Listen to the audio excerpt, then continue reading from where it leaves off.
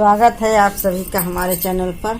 आप लोग के सामने एक लाचारी गीत सुनाने जा रही हूँ। अच्छा लगेगा तो लाइक सब्सक्राइब शेयर जरूर करिएगा। कमेंट में बताइएगा कि हमारे वीडियो कैसे लगा। सोने की थाली में जेवना बनावलो, सोने की थाली में जेवना बनावलो, जेवना न जेवला जमुनिया तरखड़ी, जेवना न जेवला जमुनिया तरखड़ी, ननदो बिरना तोर नाचनिया मोर नजरिया में गड़ी, ननदो बिरना तोर नाचनिया मोर नजरिया में गड़ी।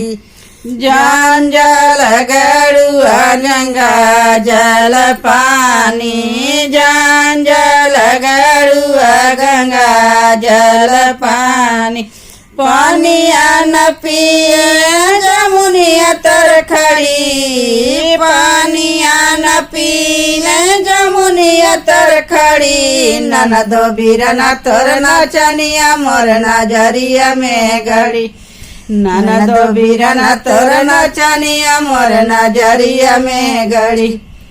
लवंगा इलायची कबीरवा जोड़ावलो, लवंगा इलायची कबीरवा जोड़ावलो, बीड़वा न कुछ जमुनिया तरखड़ी, बीड़वा न कुछ जमुनिया तरखड़ी, ननदो बिरना तोर नाचनिया मोर नजरिया में गड़ी, ननदो बिरना तोर नाचनिया मोर नजरिया में गड़ी।